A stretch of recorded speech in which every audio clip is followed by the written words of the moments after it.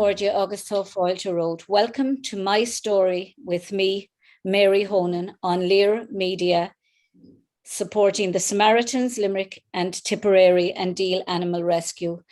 Now, my truly, truly wonderful guest today has an amazing story.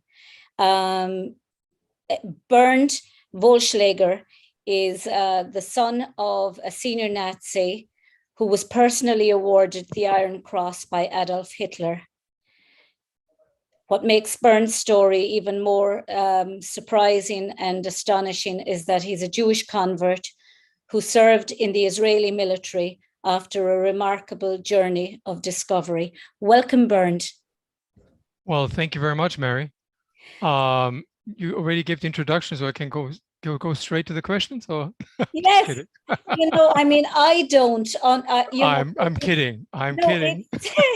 It's just such an astonishing story. I mean, when I heard it, I just thought, wow, it's something that actually makes you stand up at the irony of it. Growing up, the son of. Tell me about your early life, Bernd. All right. So first of all, thank you very much for inviting me. I cannot even come close to the Irish accent. My accent is a mishmash between German, American, German, and American language, not English, but I grew up with Americans on the basis, played a lot around. And the mishmash, as you call it in the English spoken in Israel. So my pronunciation may be sometimes off, but I hope you understand me. It sounds beautiful. I was my story, Mary, began with the time and place I was born in and born at. I was born May the 9th, 1958, in a gorgeous city called Bamberg. I'm not making any tourism advertisement here, but you should visit it. It's a medieval city about 1,000 years old, modeled after Rome. Each hill is crowned by a church, and in the center of the city is a massive cathedral. And so the sense of history was always present there. I mean, physically, they're present. We as children, I remember in elementary school, we had like this walking through the city day, something like that. And we had to describe what we saw, who was living where, what is the king and the prince. So literally going deep in history for a 7, 8-year-old munchkin. But there was a little hole, which as a 7 or 8-year-old boy, of course I didn't understand, but something was off because we talked about the entire history, 1,000-year history. There was always a certain time of the history, just this blip of the 12 years of Nazi dictatorship, but nobody talked about it. Yeah, there was a whole gap, there was a whole period in history. And again, I didn't know, I didn't know, I had no idea what that meant, but I know there was something missing. Now, we know, and I knew as children, that there was a war we knew took place. And in the war, people win and people lose, I thought. And when the Americans sent 10,000 to 15,000 American soldiers and family members living in the city, obviously, we didn't win that war. I figured that out. Yes. And then when knowing about the war, I approached my parents who never talked about it. They actually dismissed it. We're moving forward and don't look back. Nur vorwärts, niemand schaue zurück. Yeah. That was strange. And I knew the war had a massive impact on our family because when I asked about my grandparents, I was taught they're not there. They're gone. And this kind of losing this dark hole, this black hole of history that I grew up with until I found out that there was much more than a hole. It's not a faux pas. It was intentionally kept close. You were the only boy, and you had you still have 2 sisters, if I'm correct. Well, I had 2 sisters. My older sister, Krista, she was 10 years younger than I am, died, and I had the privilege to be at her bedside, at least coming from America. And my younger sister, Helga, she's living 3 years younger. She's living still in Bamberg, living in the same area where I grew up in. Yeah. So we have some kind of contact. I never had any uncles or aunts because whenever I asked about that, I was told they're gone. And no explanation whatsoever. Well, no explanation at all. There was a war. The war was terrible, and people died. Now, slowly but surely, because I was a nutnik and I'm still a nutnik, insisting to understand what's going on, curious. I think that would be the best term, sakranut in Hebrew. I asked questions. And finally, my father and my mother, when confronted with these questions, benign questions, who is my grandfather, who's my grandparents, they found it prudent, and I thought it was way out too late already, but they found it prudent to explain to me what happened. And I heard two different stories about that war. Yeah. That my father glorified it as the most beautiful experience in his life, the battle hero, the elite tank unit he had belonged to, and serving under the command of General Guderian, the father of the German Blitzkrieg. And serving under that, he literally was physically one of the first in the pushed in towards Poland in September 1939. Later on, the next year, pushed into in France, Netherlands, Belgium. And then in July the 10th, I think, the Operation Barbarossa in 1941, the attack on the former Soviet Union in the late summer, which really was a problem. And my father's tanks were the first to move the furthest forward towards Moscow, conquering by a fluke a city called Orel. And for that accomplishment, my father was awarded the Knight's Cross by a man whom he still adoringly referred to as his Führer, Adolf Hitler. I had no idea who Adolf Hitler was. Not that I was actively disconnecting from that part of Hitler, but I didn't know who Hitler was. I just knew my father was a hero, adored by his friends who came to our house once a year to celebrate the good old times. And they referred to him as Arturo. His middle name was his first name was Arthur, and looked at me and said, "You have to be proud of your father. He was the hero of the heroes." So obviously my father is a hero, and I would adore him as the knight in shining armor. Now, my mother had a completely different backstory, the story of horror, not of glory. She belonged to an ethnic German minority in Czechoslovakia, wealthy family. She was the only child, had a beautiful villa that her father had built a beautiful villa. He was a merchant, and everything lost as a result of the war. Barely they crossed the border from Czechoslovakia to Germany, the Sudetenland it was called, and everything left behind. Nothing could be rescued. In the wake of the flight, my grandparents died, and my maternal grandparents and my paternal grandparents died in the war too. So horrific story, but nobody actually talked about more detail about it. But just to FYI, that you know that. But it's understandable, Bernd. You were 8 years of age, 9 years of age. In those days, parents certainly wouldn't talk in front of their children about anything, even about mundane matters. I know my parents would tell me to leave the room if an adult came in and started talking. So I can understand that you wouldn't have been aware, but there was something deep down telling you that there was a gap.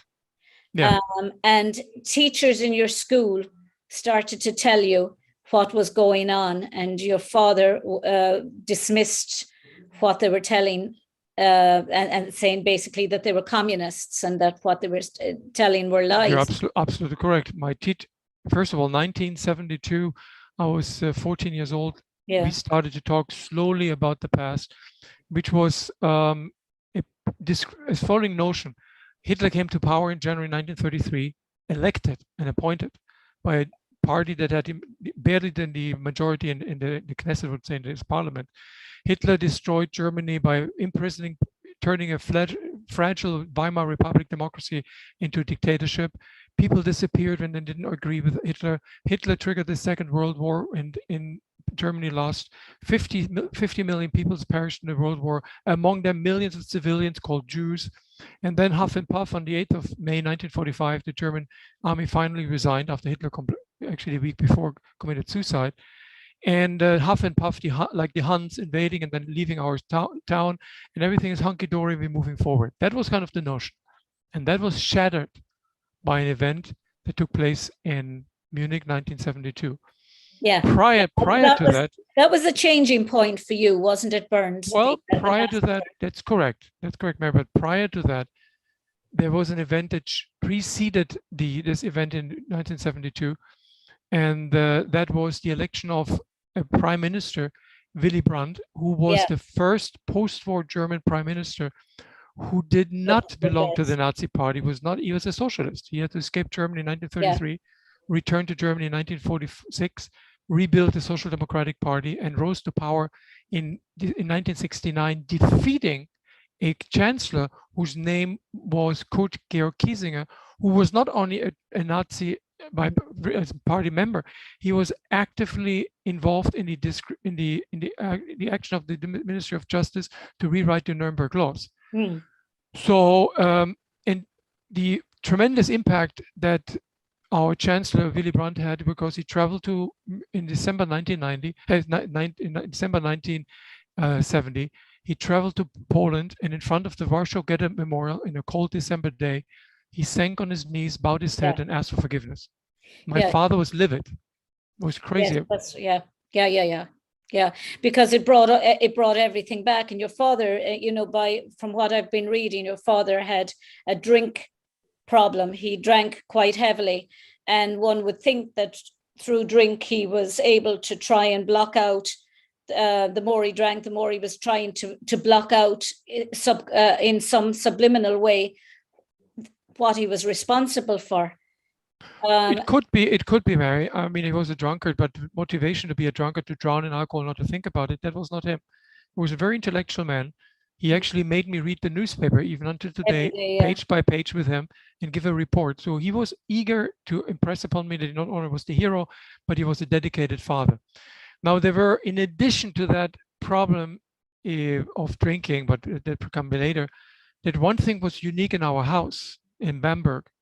It was a large patrician-style 19th century Bauhaus building. We rented an apartment, our family rented an apartment downstairs.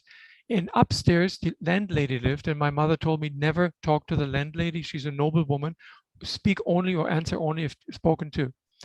And in the hallway, right next to the entrance to our apartment, was a picture mounted, the painting mounted on the wall, depicting an officer in uniform, German officer's cap, Knight's Cross, looking like my father. When I saw pictures of him, of course, different facial features. And when I asked my father only once who this man was, and my father referred to him as a traitor, and I should not ask him any questions anymore. This traitor was Count Klaus von Stauffenberg, who the German colonel who led the assassination attempt of Adolf Hitler on the 20th of July, 1944. He lived above you. He was dead already. I mean, he was executed. His wife, Nina von Stauffenberg, lived upstairs after surviving the concentration camps, and she lived there. And that was the irony of history, because from her, I heard a different story.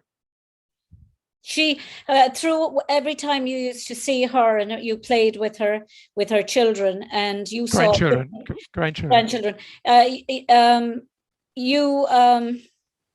You saw a different side of a woman and a family, a loving family that was not being, or that your father wasn't presenting to you.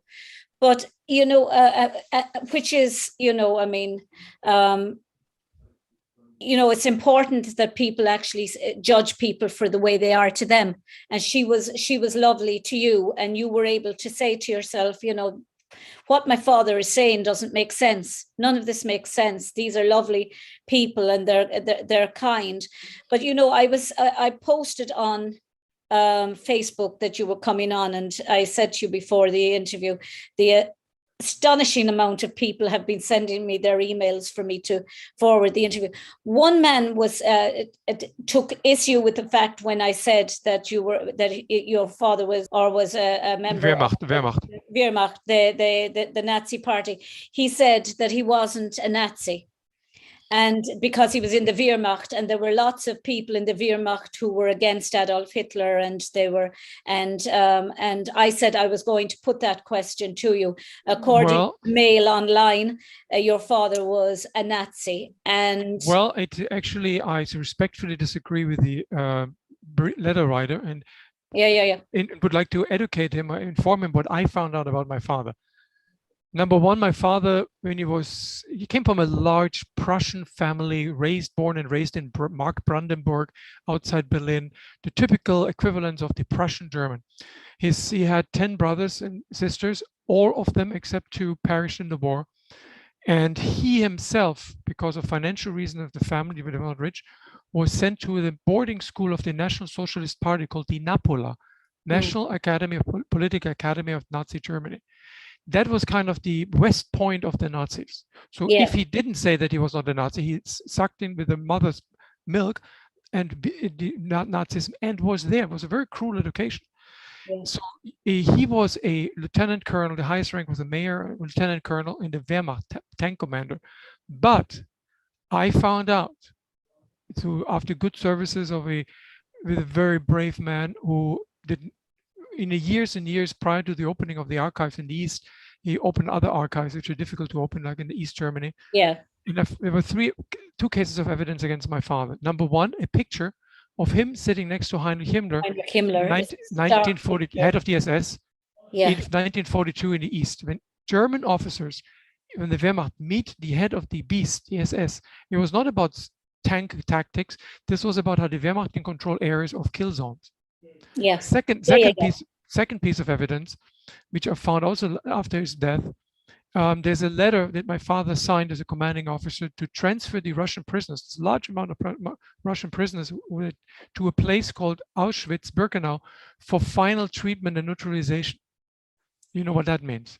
Oh God, unfortunately, yes. The last point, also that I got from different sources, never from my father, that my father was, it's hard to say that, but I was approached by in a conference that I gave in Bamberg 4 or 5 years ago, Bamberg, Germany, and a military, military historian approached me and had this metal suitcase or attaché suitcase, a little bit old style.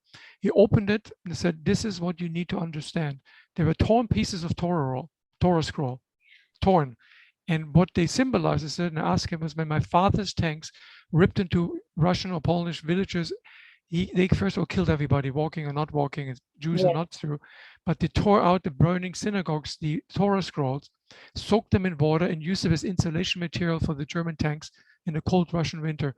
And my father told me that was great insulation material. He knew exactly what he was doing. If that is not a Nazi, then what? No, I agree 100%. It was just I was picked up on it, and I was told, you know, you're wrong on that. And I said, well, I'll put it to Dr. Bernd Wollschlaeger. When I can stand corrected anytime, Mary. He was a lovely. You can ask if you want to get more information. I will be happy to convey that. Yeah, I said I'll ask Dr. Wollschlaeger when I'm speaking to him. But I said, you know, the article is. I was reading the Mail online, and there was a big article about you and about your dad and about your life and everything, and he was referring to that article, and so I said, well, you know, to put this matter to bed, I'll be speaking to Dr. Wollschlaeger and find out, have I misinterpreted it in any way, but which I hadn't, thank God. But what was I going to say? At what stage did life change for you? Age of 14, the Olympic Games in Munich 1972. That was an event that we literally prepared as a West Germany. In West Germany, in East Germany on the other side, of course, divided by the wall, the Iron Curtain came down after the war. But West Germany was tasked was granted to provide the financial and logistical support to let the Olympics to get into Munich, that the Olympics will take place in Munich. And that was a complete stark difference from the Olympics in 1936, that Adolf Hitler abused for propaganda purposes, in the Olympics from 1972, which were opened by the same prime minister who had a tremendous moral standing in the Western world, Willy Brandt. And I remember my parents invited friends to our house. I had to call them uncle and aunt, and knew that these were not my uncles and my aunts. And whenever the teams parade, you know, first TV black and white though, and they watched the teams parading to the stadium, whenever they appeared on the screen, my parents and their friends were applauding, hooray, hurrah. And then suddenly a team appeared on the screen, carrying a flag, of course, the Israeli team, and everybody felt silent. I knew as a child, it's the do not ask the question moment. Excuse my English, shut up from now on, because there's something wrong, but I didn't know what. And 10 days later, this brave Israeli team that paraded in the Munich stadium on this beautiful summer day in August 1972 it was awful. Was brutally attacked, and initially at first encountered 2 Israelis shot and butchered. I have to say that I know, and that also sources, that the East German Stasi, the State Security Service, occupied a building on one side that looked into these Cornelistrasse building where the Israelis were, and they gave logistical and material support to the terrorists. We know that now. Unfortunately, the German government was negotiating as best as they could. Personally, the Minister of Interior, the Genscher, negotiated with the terrorist leader Issa, and Issa demanded he will not accept the proposal to take German politicians as hostages. He wanted to be flown out with his entire team from a military airport nearby Munich to an Arab country of their choice, and in a great international world spectacle, Israel should have released 260 or 270 Arab prisoners from the Israeli prisons. On the other hand, the Israelis would be released, the Israeli athletes, and that didn't happen. The turning point was denied. What made that even worse, if there's anything that can make it worse, is that this was happening again to Jews on German soil. And I suppose for people who weren't involved in the war, people, ordinary, everyday, say Germans who were not complicit in any way, this must have been hell on earth being revisited on their country. But for your father, he blamed the Jews. Yeah, this is a very good point that you're making. What happened, of course, before he blamed it, there was the helicopters of the German army, 2 of them, landed behind the closed gates of the military airport first in Fellbrook. I remember everything detail. I such a post-traumatic stress syndrome. I can sometimes wake up and see it. Oh yeah, I can imagine. The 2 helicopters landed behind the closed gates. The military support of the Mossad Kidon unit, special forces of the Israeli Mossad, were on the ground, together with Tzvi, I think Tzvi, his first name, was the head of the Mossad at that time, who begged the Germans, do not open fire, do not shoot at them. These are highly skilled, highly trained terrorists. Let us do it. The Germans denied it, their request, and German police with poorly designed sniper rifles opened fire on the terrorists. The terrorists knew that this is a trap. The airplane was there, but no pilots. And Issa threw a hand grenade in one helicopter, which exploded with Israelis sitting in the helicopter, burning to death. And the other helicopter, they sprayed with machine gun fire, and everybody died. The next day, a huge article in the German newspaper, printed on every news outlet throughout Germany. 2 tanks, 2 helicopters on the tarmac. One burned out with the charred remains of the Israelis inside. The other helicopters with the bodies of the Israelis slumped over the seats. And a huge headline: Jews killed in Germany again. I speak German, I know German, but it was your mother tongue. Again, what does it mean? That means something similar happened in the past. So when I asked my father what happened, yes. The use of the word again. Yeah. Yes, and when I asked my father, in school we talked after the Holocaust, after what happened in München. My father looked at me, nicht mehr die Juden, not the Jews again. Look what they do to our country. So the perpetrator is victims and the victims as perpetrators, at least linguistic wise. It's a twisted belief system. And you wonder what happened to people like, with respect, Bernd, to people like your father, and who would abdicate so much of their humanity and and themselves, if you like, to a group of people, a higher power, if you like, the likes of Eichmann and Göring and Himmler and and Hitler. What was it about this wonderful nation of intelligentsia, literary people who, medical people, intelligent people, who suddenly just gave all of that away, and above all gave their humanity away? What is it? Mary, this is a wonderful, very important question, but I have to give you the answer in a sense that reflects my certain frustration. Nazism hasn't died. Nazism, no. Hatred of Jews and other minorities was nothing new. What happened in Germany, that we described as the modern nation, demodernization of the world, is that the weak and fragile Weimar Republic imploded, and people looking for a strong leader. Unfortunately, and I'm not trying to diminish what happens in Germany, I'm not trying to put in the white coat around what happened. Unfortunately, this is something that happens today. There's people thriving when they get a leader that they can lead them. I mean, in this case, it was he led Germany over the abyss and committed suicide.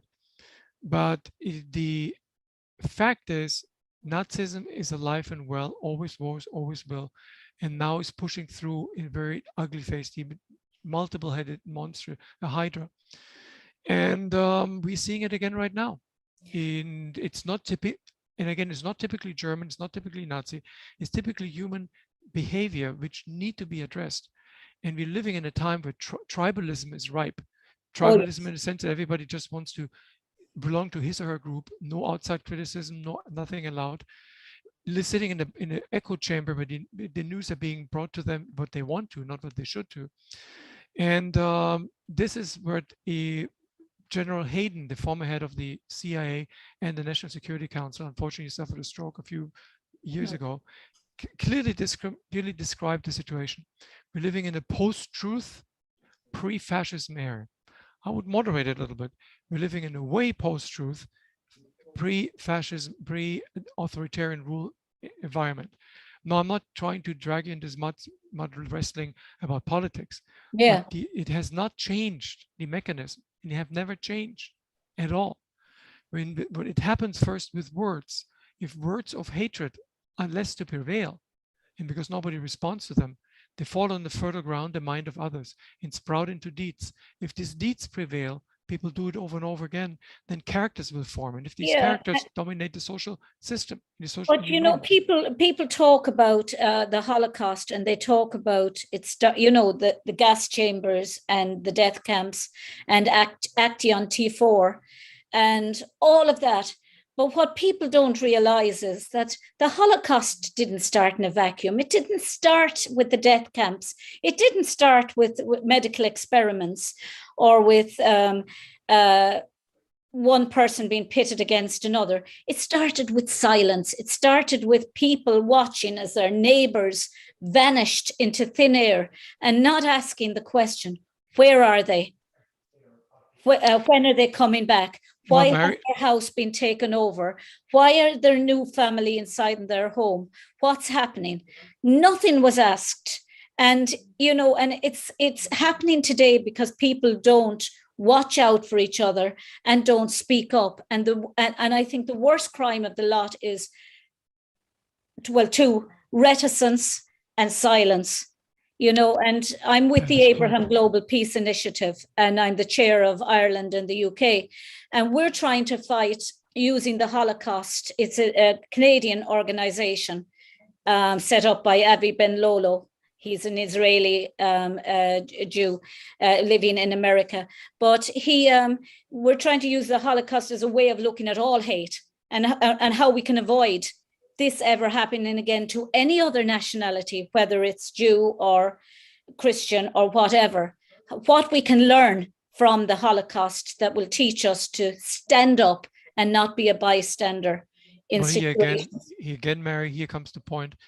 Are people willing, and not only willing, but are they able to listen, taking the cottons out of the ear and put it in their mouth and listen and talk? It ain't happening. It's tribalism, two groups. And I heard from a very wise rabbi, something I never forget. He said, what happened is that people were first de-individualized. This is not Mary and Bernard. This is Abraham and Sarah, period. Yeah. Then secondly came the dehumanization. They're not people. They're just this big nose Jews who knows in our business and eat well, in Egypt is still propagated, make matzah out of blood of the Christian or Arab children. And then comes the demonization that these people, quote unquote, are not worthwhile living, and therefore it's good to expunge them. My father reflected that sentiment.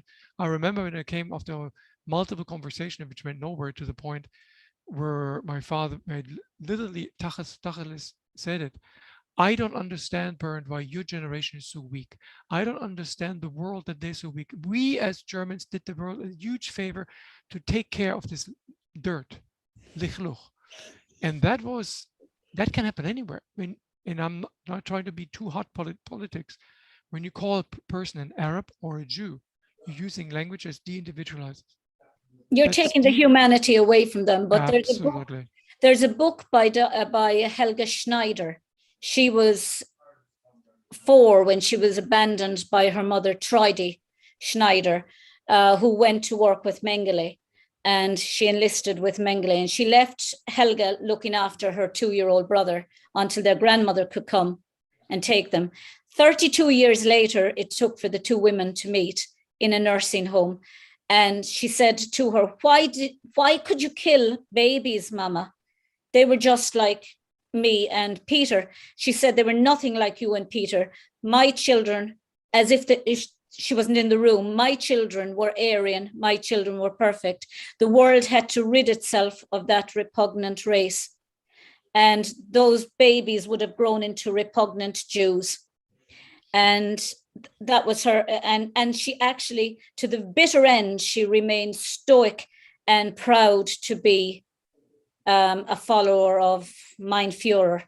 Well, if I take a step back, Mary, in the time, yes, that they served, I would take the term served or lived in, and were part of the system, I can understand it. But 60 or 70 or 80 years after an historical, catastrophic, cataclysmic event, still to love his or her Führer, there's some serious paranoid delusion going on. I can say that as a physician. But that is an issue that's the reason why I'm talking. I'm not talking to sell something, to be a book star or get my movie. And I actually started very simple. My son asked me a simple question when he was 15. Now he's 32. He asked me a simple question. Abba mir Sabashele, Father, who is my grandfather. And I didn't know how to answer him. Yeah. But he gave me the insight and said, I need to do something. And I didn't want to tell him on the one hand, yours truly, that's me, his father is a Jew, is an Israeli, and was serving in a combat unit in the Israeli army.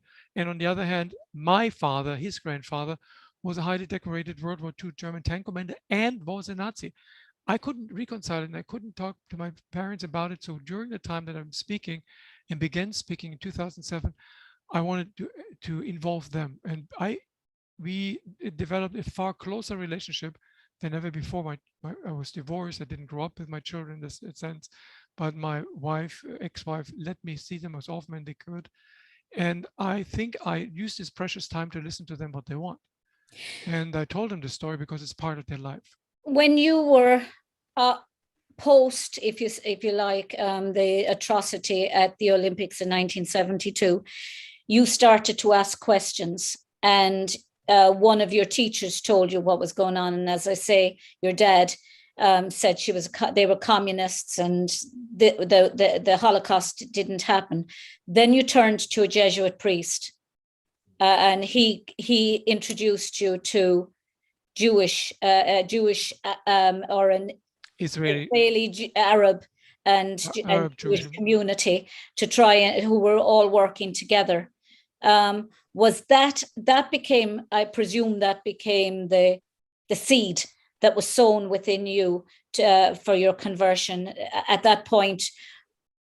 You know, some people might actually ask, did you feel that in some way, did you feel unjustifiably that there was a guilt on all the generations, and was your conversion out of, say, sorrow for what your father had done? Were you leaning towards that? Or, what was it about Judaism that actually drew you in? So much so that at one stage you said you knew that this was my family of choice, and I was no longer a German. I was now. Well, that's a complex question and comments. My teacher was a Jesuit priest, but he left the priesthood because he didn't agree with the rigid form of Catholicism. Yeah. Even though Jesuit priests are not known to be too radical left, not too radical right, they are more or less in a progressive camp. Yeah. Anyway, he told me, look, Bernd, the only way as a Catholic that you can deal with that, I told him my story, is to make amends. I said, amends to whom? To those who were harmed. I said, I don't know anybody who is Jewish. I grew up with an Orthodox Catholic, never my close relationship to him. I grew up as a Catholic, conservative Catholic. My mother sent me to kindergarten, Catholic kindergarten, Catholic school, and then to church to be an altar boy. She wanted me to become a priest. That didn't work out, obviously. But I was I knew enough that there's religion, there's no religion. And I knew what it means. And he said, look, I can bring it together with a group of Israelis, Jews and Arabs alike, that we in the church organize to come once a year or every other year to Germany and then communicate with each other, find an opportunity to communicate. And this group I joined as a German participant, and I fell in love with an Israeli girl. So again, I'm not only spiritually motivated what I was doing. So I have to full disclosure. And she said, look, if you want to make something out of our friendship relationship, you have to come to Israel.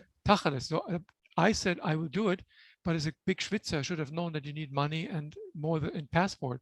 So I got my first passport, got some money from summer jobs. I hitchhiked in Munich, do not recommend it, and crossed the Alps by train to the port city of Ancona in Italy. From there, we boarded the ship, slept on deck, definitely not a cruise ship, and stopped in Piraeus for report. I hate boats. It was before Google, Schmoogle, and all that stuff. Oh. And I texted her that I will invent that time in Israel. When I arrived in Israel, I had very mixed feelings. First of all, I disembarked from a boat and set my foot on the ground in my name, Wollschlaeger, knowing what my father did. Maybe somebody will recognize me, and that's the end of it. But on the other side of the meches of custom was she waiting for me, and she took me to her parents' house in Neve Sha'anan, in the hills of working class in neighborhood. And her parents were waiting outside as if I had the long lost son, picking up my rucksack and my bag, chit-chatting something to me. I have no idea what it was Yiddish. Transferred me, brought me into the house, and there was one bedroom and one kitchen. And they made the living room available for me, bed living room, and they squeezed in one room. That was the amazing part of hospitality. And the first dinner that we had, her father looked at me and said in clear German, I know you have problems understanding us, therefore I want to speak in German. I asked him naively, how did you learn German? And he showed me the number tattooed in his forearm. He said, ich war in den Lagern. I was in the camps. And I thought, I'm singing in the ground. I was a young German sitting in the home of a Holocaust survivor in Israel. I thought I would drown here. He took my hand and said, you need to come with me to a place that you explain what you need to know. Because you went to Yad Vashem. We went to Yad Vashem, and he walked through the Yad Vashem, where a Jewish victim of the Holocaust takes me by his hands and walks me through the exhibit, discussing every point into the detail. I've never seen it. I've never been to Israel, but I have a friend who has been to Yad Vashem, and they said, it left them breathless, left them totally. They actually couldn't finish it. They had to sit outside. It was. Well, I left emotionally. I was crying. Yeah. And I asked myself, how can these people, in a polite way, these people, the Jews, rebuild their lives, rebuild their they're an extraordinary people. Horrendous victims that victimized, so much life lost. How can they continue? And they must be special. And I started to, when I came back to Germany, to seek out Jews. Now, Germany in 1979 was a war zone.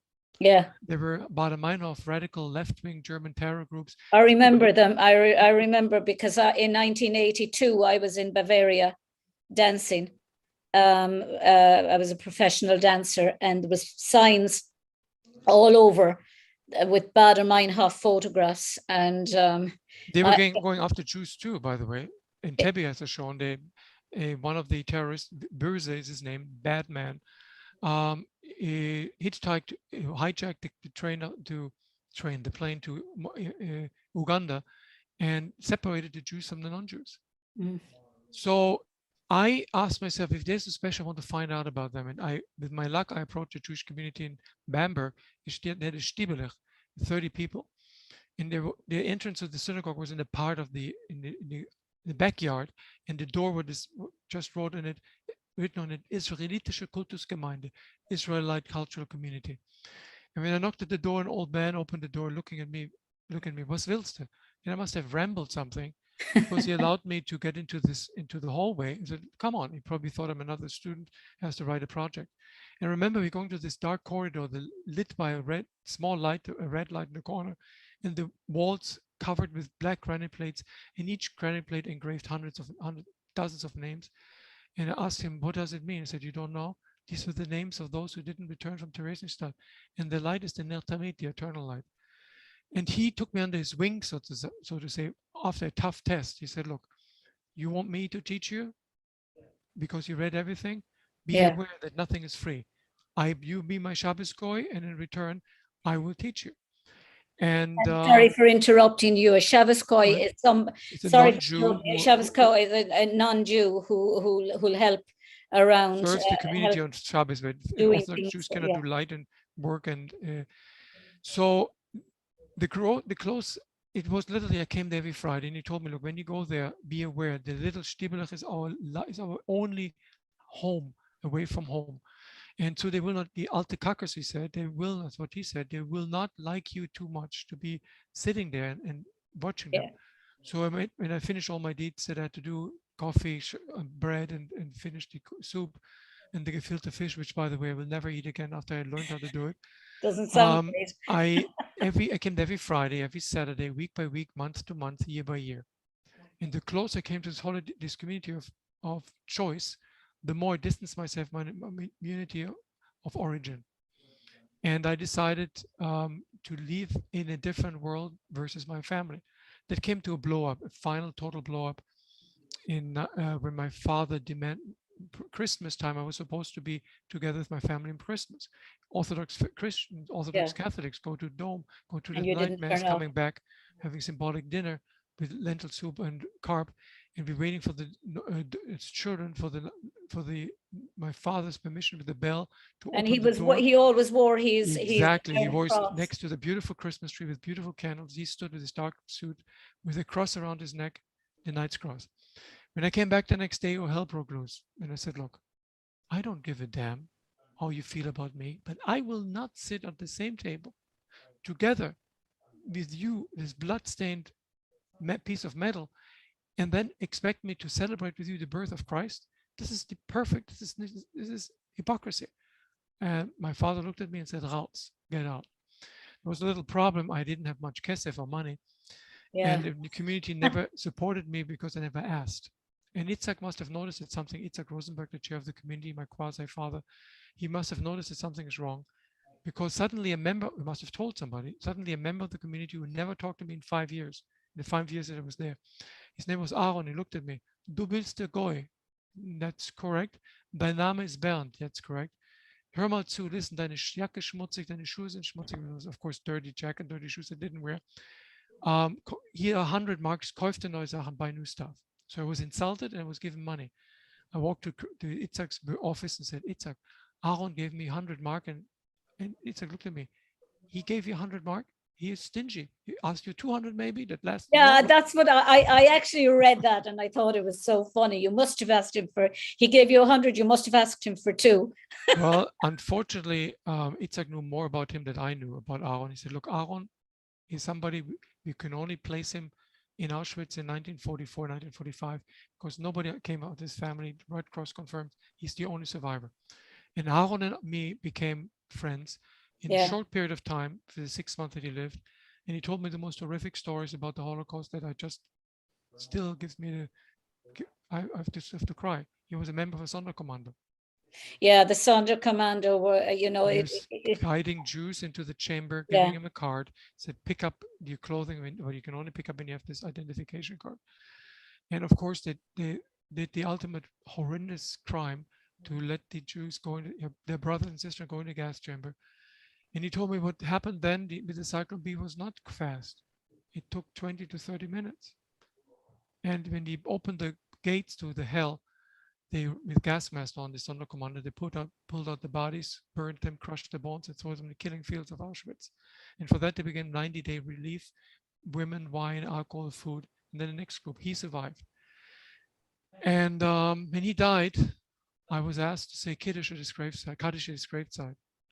Now, for people who don't know what the Kaddish, prayer for the dead. It's a prayer for the dead. And in Aramaic, not in Hebrew. Yeah, Aramaic. Recently I heard the Our Father sung in Aramaic in Georgia, and it's just the most extraordinary language, and the most extraordinary, for you having come from a Catholic background, that you'll appreciate the similarities we all have. It sounded almost like Gregorian chanting, and I suppose the call to prayer in Arabic, and the the Jewish music to our ears. It's all that chanting that without music, and it's just wonderful, the Aramaic. And well, I responded to the request to say the Kaddish, but tell me, Itzhak, I cannot do it. I'm not a Jew. He said, "You're one of us. Here, take the book." And I read it, and I knew I crossed the line now. That was crossing the line. And I asked Itzhak, I want to become a Jew. Itzhak said, "Look, you forgot what that means. Why do you want to be a ger tzedek, a righteous person? But you don't have to get this pain that we had to carry." I said, "I want to." I said, "Look, as your quasi father and real friend, I want to tell you one thing. I would send you to a rabbi in Frankfurt. He would clean you up. He would wash your brain, and because they give you the money to stay in a hotel, stay as long as you want." And the rabbi told me, look, in Frankfurt, said, "Look, my good friend Itzhak told me about your unique case." And I told my story. I said, "Look, I will teach you, but I will not convert you." And every time I met him, he was, over the course of 2 years, I asked him until he finally gave up in March of 1986 and told me, "I will send you to a rabbinical court. We'll convene in 6 months. I no guarantee that it will pass, but there's a guarantee that you have to do some things before you get there. One is a little plastic surgery. Don't want to talk about it. It had to be in an Orthodox facility in Switzerland. There was a mohel in Munich, but he was known as a drunk with a slight unsteady hand, not Mike Bag. So I went to the professional butcher.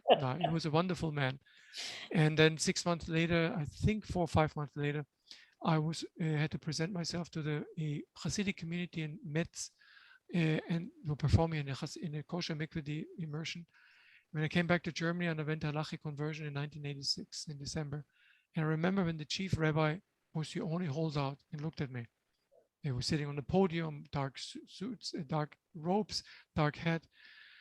He said, "Young man, I know you did it out of guilt, and I know you did it then under conviction. I know that you want to become a Jew to do something active, but that's not enough to be a Jew." That's why I asked you that question earlier on, not because I thought that that's what happened, but I suppose I'm being devil's advocate and asking you what others might think, like he did. Are you doing it because you're trying to make amends for your father's actions and people like him?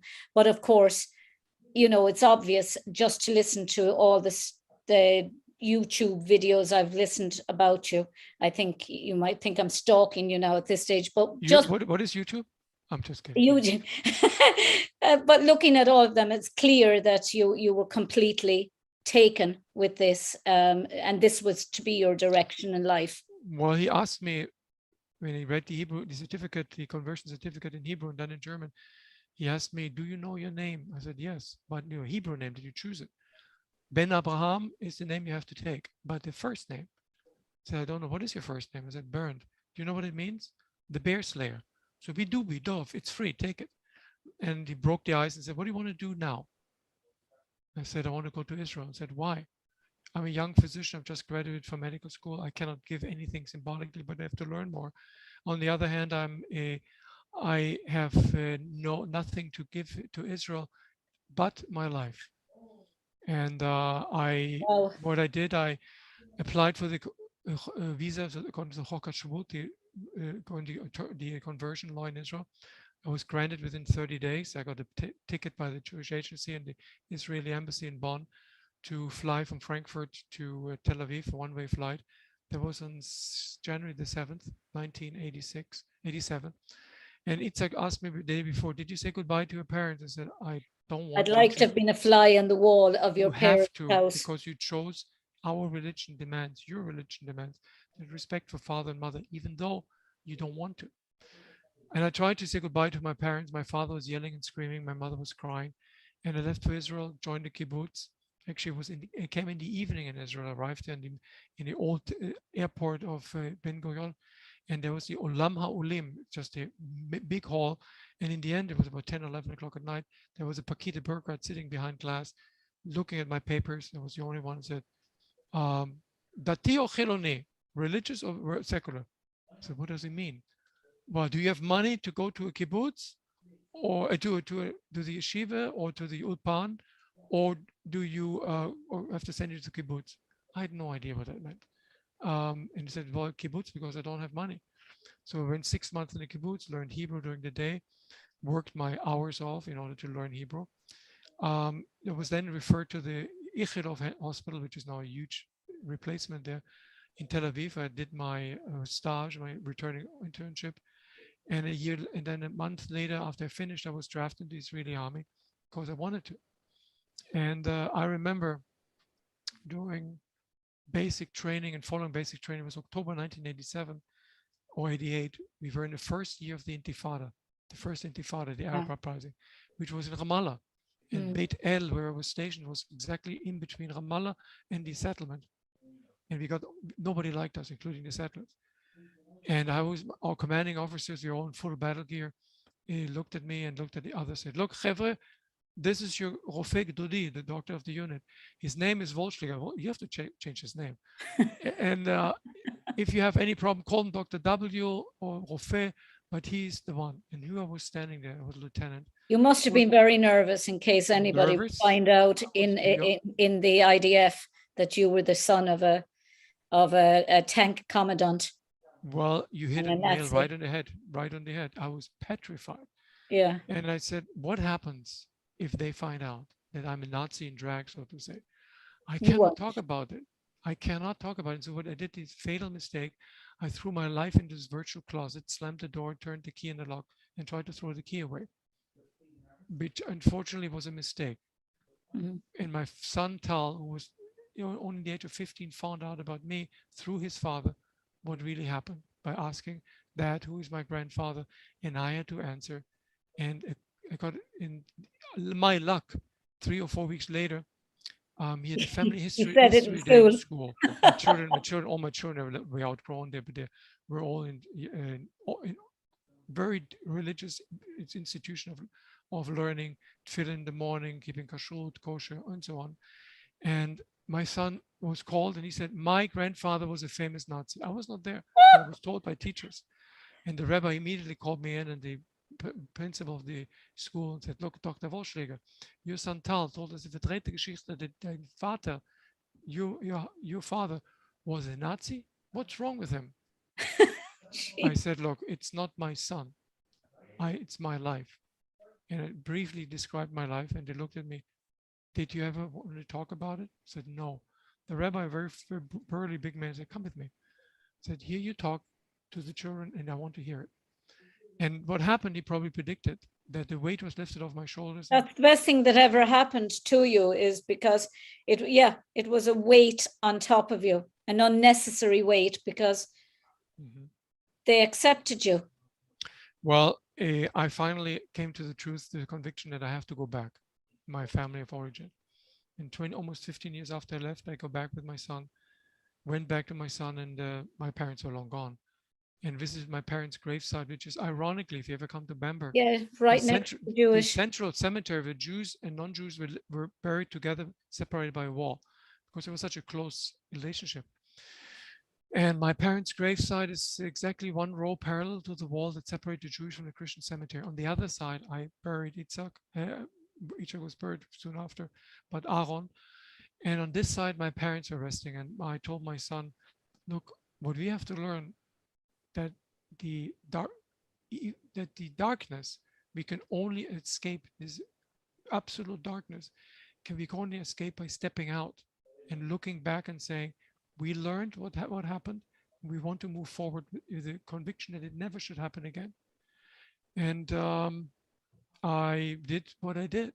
I would never say that I converted because it is an inside thing. That's a beautiful thing. It's look what the guy can do. It was a very, very difficult process. Very difficult 7-year process of spiritual growth, which I appreciate that I had the opportunity, but I don't recommend it for anybody else, because it has to be a conviction for you. And actually, I met 2 others who did the same, but of a different motivation. But for me, I'm a proud Jew. My children are proud Jews. And I think that what I did, and I'm talking about it, is maybe to like a little bit of switching in the ear and said, look, do you listen to me? That's a story that you should learn, you should read about. But for me to motivate other people to listen and to understand, because it's not about me. It's not about me, what a cool guy I was or am. It's about what people can do if if you allow, but if you allow them to do it, meaning murder. But Bernd, what other people? what did someone asked me actually? Actually, it was Toba Abramczyk, my friend from Toronto. She said to ask you, what did other friends, your own friends in school, your father's friends, outside of your father and mother, and I know your mother saw herself and the German people and the Czechoslovakian Germans as being victims as well. And I know she had Alzheimer's towards the end of her life after your father died, and she visited you in Israel. And I know she looked at you and she said, "Oh, and you're like your father, a warrior," because you were dressed in the IDF uniform. And as you said, it was a way of kind of, I suppose, saying goodbye to your mother without there being any recrimination, because she wasn't at this stage compos mentis to understand a strict or a tough discussion like that. But what did other people think? What did your friends think? Did they embrace you? Did they reject you? Did you know? Well, I can give you a very clear answer because it happened in 1979 on German TV, only with 3 channels. The series The Holocaust with Meryl Streep, the TV drama with Meryl Streep, it was screened, and millions and millions of Germans watched it and listened to it. Just in our house, my father said, Judenpropaganda wird hier nicht angeschaut. Jewish propaganda will not be watched. For the first time, there was an understanding that what happened in the Nazi dictatorship is something that we as Germans did and carried a responsibility, because it was committed and ordered by a democratically elected government. There's not a rogue group.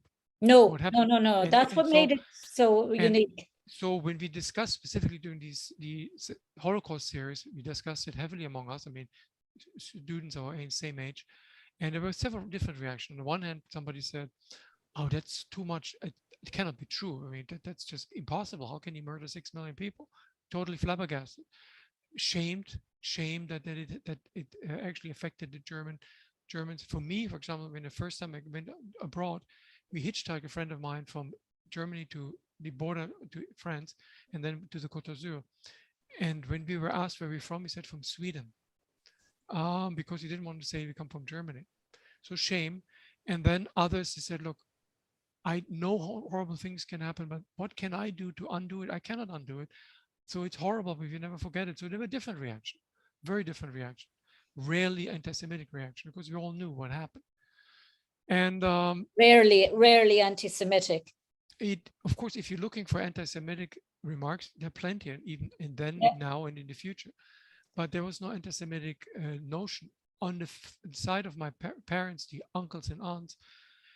They were more critical, because when I came for the first time back to Germany, my parents died. I was blamed with the fact, I was told, "Your parents died because of what you did." Actually, my father made it very clear when his funeral in June, he died on June the 1st, 1987. He didn't want you back. Nearly 6 months. He made a clear mission to impress upon everybody that this person, i.e. his son, Bernd, yours truly, is not belong to our family, is not allowed to go to my gravesite, is not allowed to even call himself that name. Well, I went anyway after years of this death. And his friends, I slowly, just 3 years ago, I approached my uncle, then my father, they asked me to call him. I approached him and he was very old already and said, "Look, I don't forget you. I don't hate you, and I hope you don't hate me. I had to do what I had to do. And I will do it again if necessary. I don't hate Germany. I just had to do," and said, "I, as a young German, I can make a difference. And this difference is, if necessary, to give my life, but to be even not being a Jew, to fight in the Israeli army." That's what I did. I became a Jew, fought in Israeli, unfortunately, 2 wars or campaigns. And I asked myself, why do you put your life on the line? It is suicidal. Until one you remember my last Miluim in the reserve duty in September 1990, when Saddam Hussein invaded Kuwait in August. Mm. In August, and special units were called upon. Those with knowledge of chemical weapons, including me, were called upon to report, and we were in a, for God's sake, in a hole between Syria, Jordan, and Israel. You every night Haligali on the other border, terrorists trying to come in. Jordanian forces called it, headed up to here with the terrorists. We were communicating with them. It was always a fight in the night. And one of the Miluhimnikim, we call him, he looked at me and said, "I heard some rumors, Doc, that you were not born as a Jew." I said, "Yeah." "You chose Judaism?" "Yeah." "That's pretty crazy." Then I heard to the grapevine that you came to Israel voluntarily. Is it true?" I said, "Yeah." "That's uber crazy, voluntarily in that country. And then you volunteer to fight with us? You're one of us. You're totally nuts." And so I was never received, or barely received, a negative. I didn't walk around with the flag around. My father, the Nazi. No, they looked at me and said, "Oh, we have a lot of respect for you. If somebody can do that, I have a lot of respect." And that was instead, and I don't want to be that written on my graveyard, a lot of respect. I just want to tell people, one person can make a difference. If you want to, one can. Well, that actually, with the Abraham Global Peace Initiative, we have a project, if you like, that we're hoping to try and get into schools. And we have a meeting actually tomorrow with one particular school and another one in March with the university. And it's called The Power of One. And it's basically, how one person can make a difference. It doesn't have to be an army, but it just takes one person at a time to make a difference. What I was struck with when I read was the fact that you said that your parents are buried in the shadows, if you like, of the Jewish people that they persecuted, and they're so close, and it is, they're eternally in the shadows now of the of the hate that they were responsible for. And it goes back to, again, I mean, as I say, I've been to Germany a few times, mostly Bavaria, Bayern, Geretsfried, Landsberg, all around there dancing and that. And I was struck by the cleanliness and the organization and the neatness and the people, how they were so, nice and that. But it was only years later that I got into Holocaust education, and halfway through my master's found out that I was told my great-great-grandmother was Jewish, which always felt like there was something there on my shoulder urging me on, because, I mean, sometimes when you're reading about it, you don't think you can take any more. The more you read about what happened, Bernd, there were times when I felt I couldn't even sleep with what I was reading half the time. And well, I can tell you, Mary, life is not made of black and white. There's shades of gray. And what I learned in over the years, and specifically my service, that there are two worlds.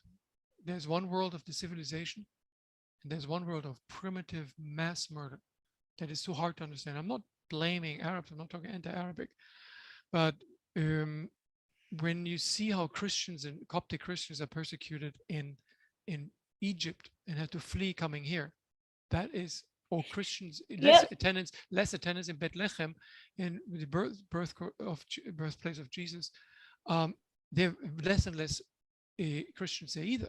So there's this, and then the final exploration that I had a stint of a few weeks in the occupied Lebanon at that time, and we were fully armed, walking from village to village, mostly Sunni Shia villages that are devastated by Sunni units of the Lebanese army and by the Palestinian, the Christian army and the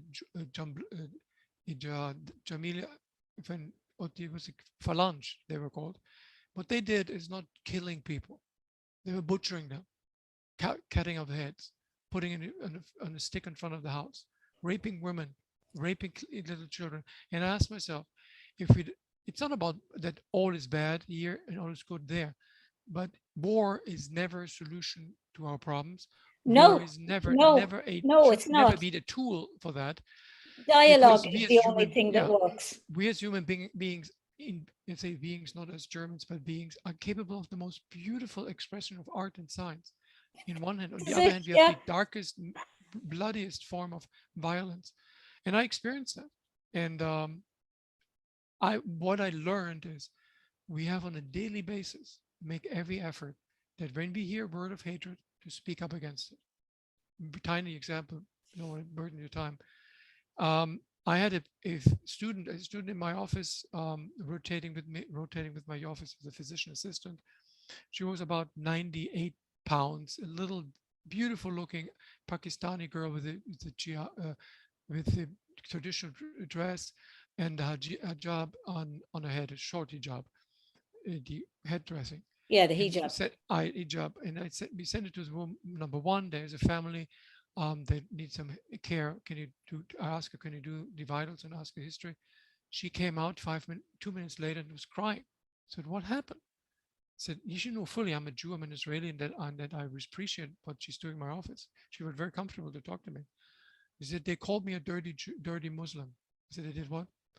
Dirty Muslim? I walked into with her and back into the room and said, and I knew this family very, very well. There was a husband, the wife, and two children. I said, did you just call her a dirty Muslim? Yeah, and we are actually appalled that you employ Muslims. So let me tell you one thing before I kick your elongated back out of here. This is not a hate zone. This is an absolute zero hate zone. We talk to each other, we are open, we are equal. And if you decide to use this malice and exhibit this malice in this beautiful, small, tiny woman, see it as an enemy, you must be out of your freaking mind. Oh, how can you be a Jew and talk like that? So I'm a Jew because I learned to be a Jew. And you can make choices as a Jew, and choices that are very important, and choices by how to deal with people. Yeah, Do you want to dialogue is, apologize? I keep saying this, you know, we're never going, no civilization is ever going to advance if war and weaponry becomes the only tools. The greatest tool to breaking down any barrier is dialogue. It's conversation. It's listening to somebody talking and hearing the other person. That's the most important thing, Bernd. Absolutely, you're absolutely correct. And I know it's more difficult. I don't want to take your country or any country with Northern Yeah. Ireland, but hatred and murder never solved the problem. I learned from a commanding officer. He was the commander of the Southern Command, and as young officers, he taught us and said, look, the more senior you find officers in the army, the less radical they get, Yeah. because they have to answer and question, is that what I'm doing? A military action has any outcome that is beneficial for us, or is even making the situation worse? Because after the war, you need to talk. This is not running away from the conflict. They're just making it much more difficult to justify war. And he said, Israelis are just running away from war. I can tell you, I was in combat. This is the scariest thing I ever did. And I knew that there are two ways to get out of it, and most of them are bad. Yeah. So I understand that, and afterwards somebody has to clean up the mess, and then you have to talk anyway. You have more. This is it. This is it. It's You like could this start vicious it. cycle. Yeah. The courage is like in the Good Friday Accords by Senator Mitchell. Yeah, that's right. The goal is not to have more conflict, but to de-escalate, because you have to talk, and eventually you have to talk. And that's why Ireland really succeeded when it actually had the likes of, say, Senator Mitchell and Mo Mowlam and John Hume and all of Jerry Adams, Martin McGuinness, all of them sitting down together, people who would never have sat down and spoke, Ian Paisley, people who were vehemently opposed to each other ideologically and religiously and everything. Eventually they had to actually sit down and say, I'm listening, you talk, and now I'll talk, and come into a consensus. And that's the only way it's going to any peace is going to come. Mary, this will not be kumbaya and a handshake on the beautiful manicured lawn on the White House, and everybody's jubilating because two enemies can shake their hands. That ain't going to be enough. Nobody wants Yeah. to shake hands. That's the easy part. Is how to build peace by a piece of a time, listening. There will be many setbacks, but listening what the other side wants, and be able to go and understand the dialogue. The problem what I see nowadays, there is no dialogue. They're just statements, monologues. Even in my office, people, actually, one person told me about several weeks ago, "You dirty Jews are messing the situation up." There was a young woman, mid-20s, not bad looking, to put in the right, out of her mouth comes the most absolutely super of anti-Semitic Hate. remarks. That is still there and will transmit it Oh, from it, generation to generation to oh, oh, generation. it Now it is. will be destroyed. It will be destroyed, Mary. And we will make inroads into peace when people have the courage to listen to each other. It doesn't take courage to hate, but the courage to say, I am neither on this side or on the other side. I want to understand what your grievances are. No, South Africa is not necessarily the example, but is a example how we can do truth and reconciliation committees, how we can at least come to some form of justice. Because people hanging on the trees, they don't contribute to justice. Mm. And it takes a lot of courage to do that. And always will be setbacks. But in this world where we're not only threatened by climate change and violence, in this world, we still have one dominant organ that we can be used. It's the brain. And start talking and understanding. And start listening. And listen and stop and start listening. Cotton out of your ears, put it in the mouth and listen. There I'm But you have to be, people listen, but they never hear, Bernd. And and there is a big difference between somebody just listening while somebody is talking, but they're not internalizing anything, or they're not taking it seriously, or they're not believing it, or they're just basically sounding boards half the time. With listening, you've got to hear. You've got to hear what another person is suffering. I mean, I have friends from all walks of life. My best friend, her husband's Muslim. He's Libyan. I've known him for as long, well, not as long. I know her since I was 4, and she's Irish, and you wouldn't meet a nicer, people, and more generous and everything like that. And then my father's side of the family were Protestant. My mother's side were Catholic. My father was English. My mother was Irish. And they even had opposite. They even supported opposite political parties here in Ireland. But what my dad did, which was great, was he switched off. He actually didn't listen to her half the time, and she never. They didn't hold grudges. And I think the important thing is not to hold grudges, to listen to people, and to accept that people have different views. And they're always going to have different views, and they're if they're not getting, if they're not extreme, as long as they're not extreme. But I can tell you, if it would be easy to counter anti-Semitism, it would be easy. The problem is people seek the path of conflict because it's easier to do. Now, it's much easier. I'm often asked, and you got is where after the presentation said, why are you doing this, and why we need to look for reconciliation with Jews. Some of these groups are non-Jewish, or if you just kill everybody, then the situation would be much better. I said violence does never resolve the problem. In violent killing each other never resolves the problem. It brings much more resentment. But unfortunately, we have a situation now when the majority of neo-Nazi propaganda, but American Jews often ask me, so what's happening in Germany with neo-Nazis? Well, you ask about neo-Nazis in Germany, you can get a bunch of you right around the corner.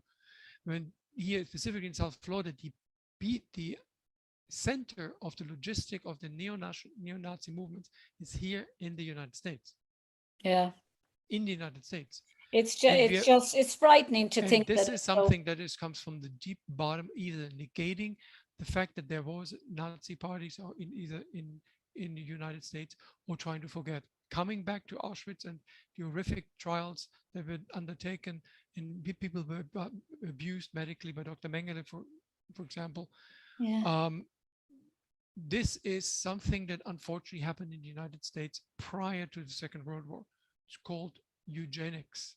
It Yeah. was very popular, which a brutally simple sentence: get rid of those who are not worthwhile.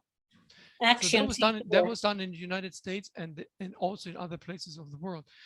We need to be honestly looking at the facts and said, look, in if you have 24/7 be a politician and you can make influence of it, fine.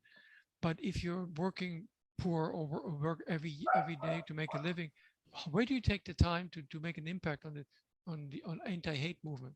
It's very simple. It's not. Is you in workplace talk to each other, or in a coffee shop. I have a coffee shop around the corner. It doesn't belong to me. Whenever there's Ramadan, mostly Pakistanis work there. I said, Ramadan Mubarak. And he said, you know Ramadan? I said, yes. But you're a Jew? No, I'm worse. I'm an Israeli. He said, he said, oh, Yeah. thank you. They don't even, they were looking around, Ramadan, Ramadan. Said, I just want to express my appreciation for your holiday. And one of them, a Pakistani girl, looked at me and said, I know you're doing soon, it's a holiday that is, it's the New Year.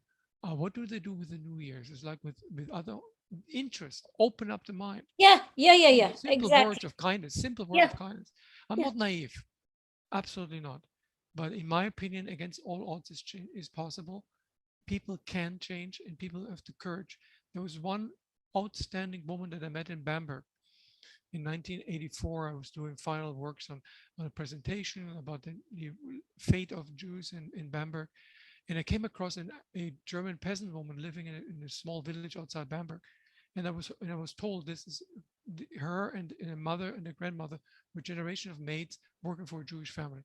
When the Jewish family brought into the holding quarters or before they in downtown, that's bad place as it can be. And then we just poured it to Theresienstadt prior after that. This landlady came every day with a basket full of fruits, eggs, bread, and butter, and sneaked it in and asked it. And I told her, look, there would have been death on sight. They would have executed you. She looked at me, but that is what good Catholics should do. Mhm. So simple expressions, having a courage to do something which is right, Yeah. and I'm getting so combative lately because we have now as mainstream, we have neo-Nazis. They're coming out. Jews will not replace us. Demonstrating in Pittsburgh, 18 Jews killed in a synagogue here, attack That's on right. Jewish. Yeah. If we let it happen again, not on my watch, definitely not on my Nor watch. mine. And it's not so long ago, Bernd. I will continue to be a doctor. I will continue to. That's what I do for I think you're 35 going to get a years. few more patients because one particular woman, when she saw my post, she said, "Oh my God, he's just down the road from me. He's 5 minutes from me. I'm Well, leaving my own doctor and I'm going to him." Thank well, I God, she thank said, you for for. I whatever thank you, kind of insurance she that has. was not my goal is in life.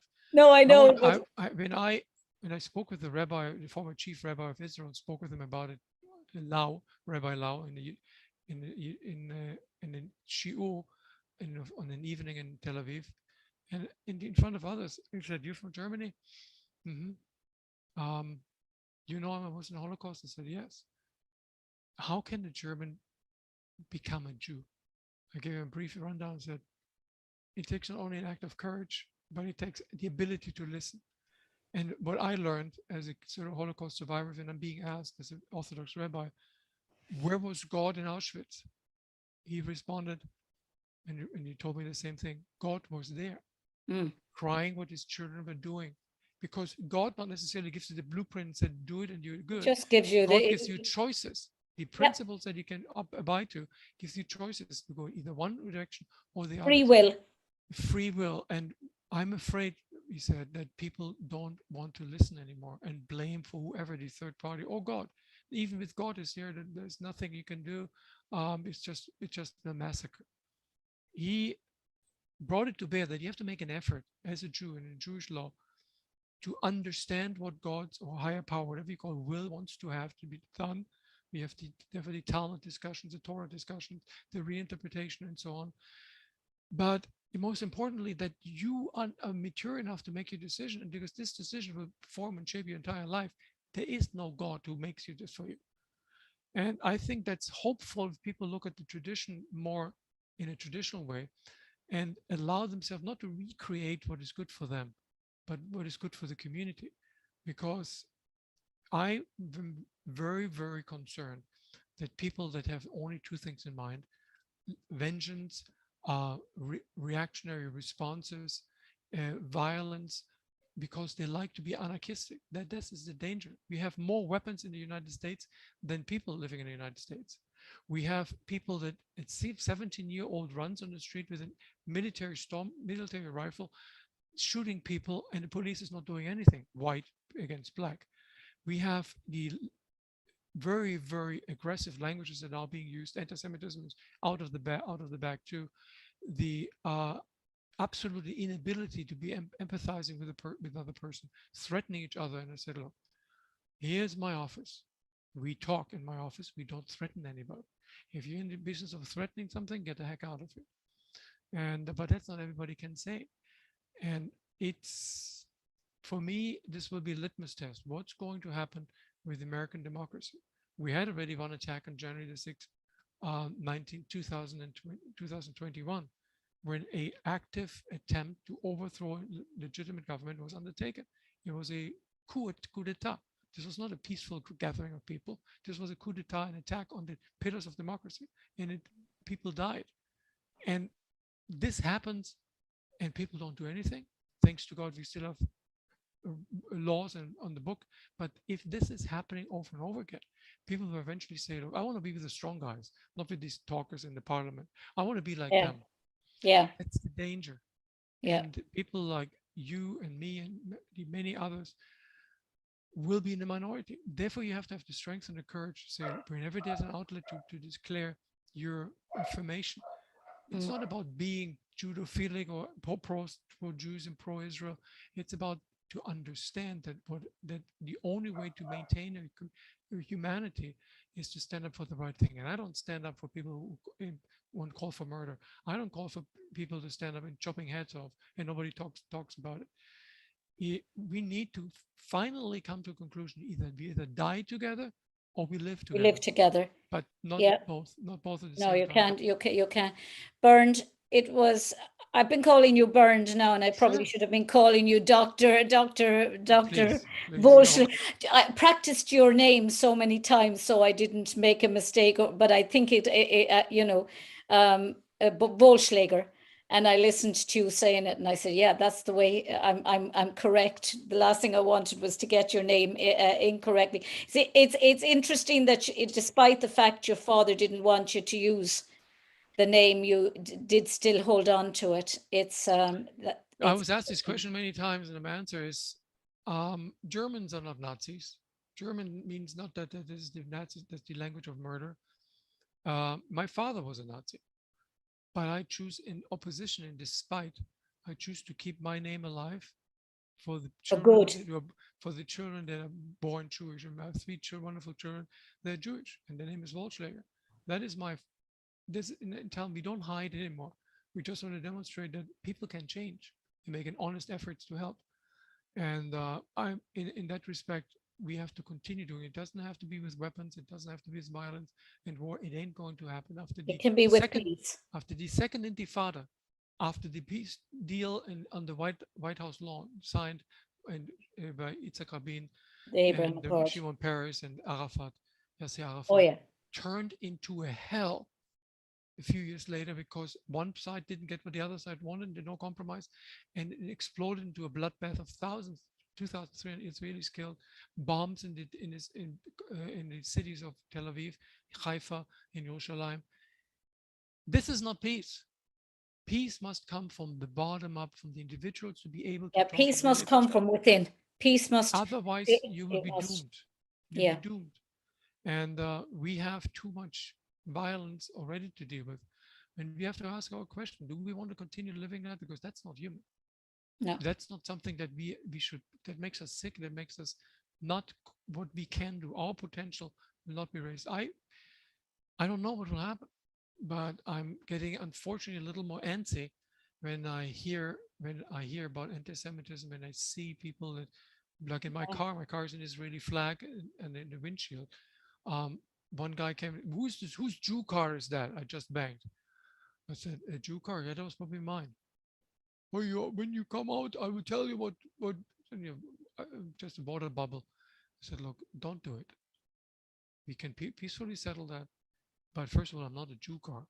So this is when you use just a Yeah, such a term, it's a dehumanizing dehumanizing people. terminology, and it goes back, I suppose, to when you think of which is very current at the moment in the United States, the uh, Art Spiegelman's mouse, and what and it being banned in a certain school in America because they thought because there was naked bodies in it. I mean, if they want to kind of sanitize the Holocaust, it's not going to happen.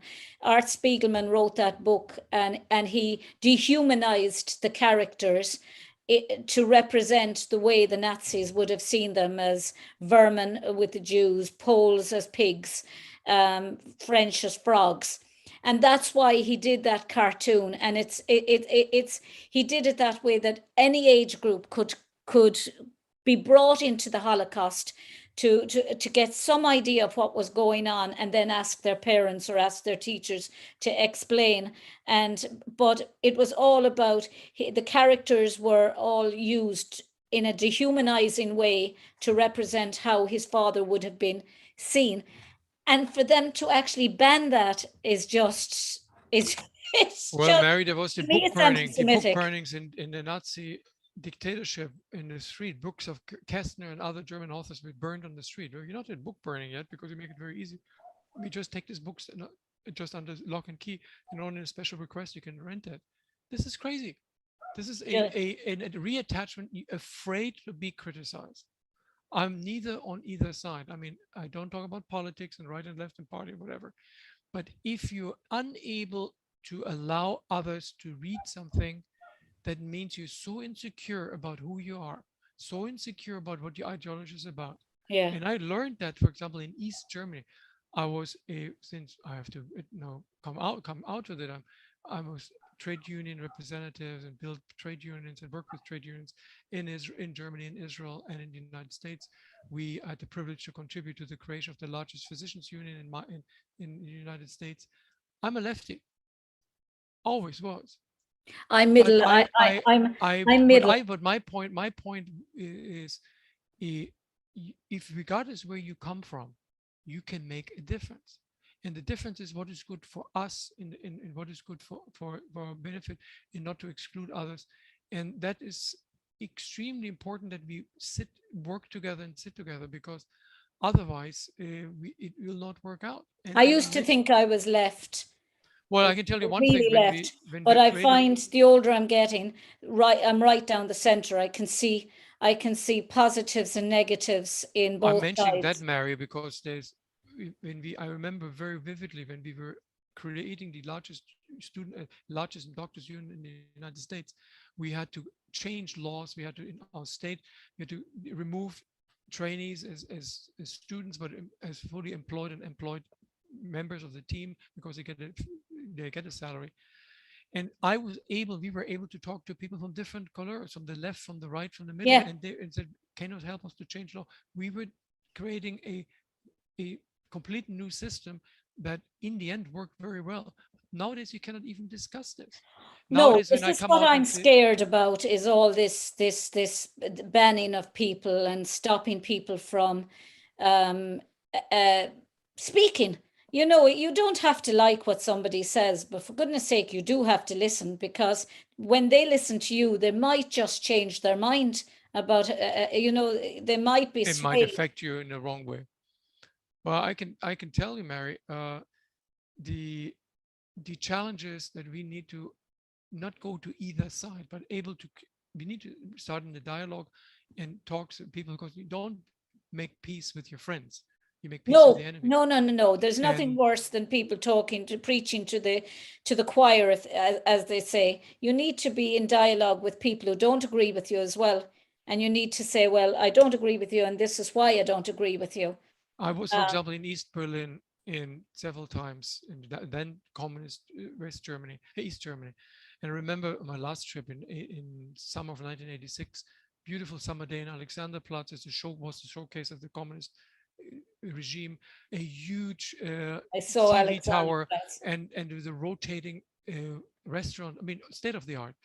And I remember we were on a group, in a group guided group up there. The presenter was a minder from the government, showed us a map. There was imprinted on this part of the map was Berlin, and the other one was blank. I said, wait a second, we're looking for West Berlin and East Berlin, and one is active and bubbly. And what are they? They're the entity. What was that? The entity. Well, wait a second. This is Berlin, and this is what? It's the entity. It doesn't exist. Absolute communists and Nazi National Socialist extremes have one thing in common. They deny the reality. They have solution in the search of a problem. Whereas those in the other side, in between, left or right, but in between, said, we identified problems, we need to find a solution in order to move forward in every sake. But what people nowadays do, they have an agenda that is not to be discussed anymore, an agenda that they want to push out and then sell it to us as what we need to do. This is the wrong approach to addressing the complex and a complex but not complicated world. And if people, regardless of what color, come together and able to talk and listen and talk, then there's hope. If there's not, it's not be able. You know, I was nervous when I started this interview. I was saying to myself, yeah, I had waited so long I tried so long to try and get you, and eventually cold called you. I didn't actually realize, by the way, that it was your mobile phone or your cell phone that I was going to be ringing. I thought it was an office, and I was taken aback when you answered. And you know, but I was just so I was saying, you're the first person I have interviewed. I've interviewed many survivors and their children, but you're the first person with your totally unique story of straddling both sides of the experience, if you like, of what it was like to be the son of a perpetrator, and now being one of the people that your father would have persecuted. And it would have been interesting to have seen if you had been a few years younger, if you had been born, good lot younger during the war, what would have been his reactions altogether. But Bernd, it was an absolute, I could have spoken to you and listened to you forever, honest to God. I feel like I've known you all my life. Thank you. Well, and thank you for coming on, and please God, you'll come on again sometime. Sure, I would be happy. I'm working on different projects, not only about me, but one of the projects is how is this possible in the United States after the war? Thousands of Nazis came here to live, and nobody said a word. And no, but they did that. They did that, Bernd, here in Ireland. Yeah. Here in Ireland, around the time of the war, you had Otto Scarseni, you had Peter Menton, Albert Folens, Celestine Lane, and Artukovich, people like that. All of them Nazis were given safe havens in this country, and yet 400 Jewish children were turned around on their trying to come into the country and were sent back. And well, I met a former astronaut, Ed Mitchell, who's dead unfortunately, in a meeting in South Florida, and I asked him a question. Said, "You're a lunar lander commander in Apollo 12. You must have worked very closely with the Germans, engineers that made it all happen. Were you no concern to deal with Nazis? No, come on, Nazis. We're all good boys. They work together. The time is over to talk about that. It was never. Unfortunately, Werner von Braun, the father of the V1 and V2 rockets, was an SS lieutenant colonel equivalent voluntarily. He supervised the underground slave labor factories which constructed the V1 and V2, where more people died in producing these weapons than using these weapons against the civilian population in England. So if that list be swiped under the nothing, the means justify anything. The end goal is important, and what means you choose is nothing. You need to just push through. And I asked myself, how can it be that in the United States, because they adored him and his team as the rocket angels and they could make anything happen, which they did, and then completely ignoring the past? I mean, somebody's lieutenant colonel of the SS, for crying out loud. Oh, what was the explanation that I once heard?